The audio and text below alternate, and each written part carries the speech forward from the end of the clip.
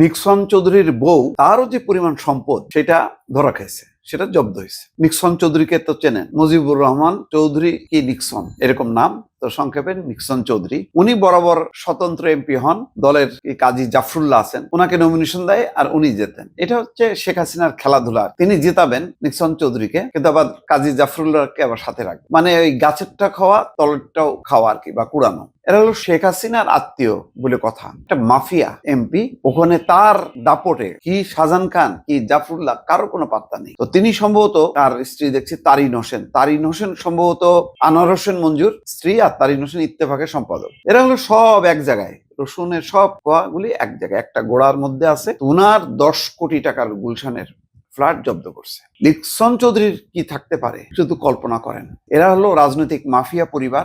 এরা হচ্ছে দুর্নীতি, দুঃশাসন, টাকা পাচারের হচ্ছে সব মাফিয়া।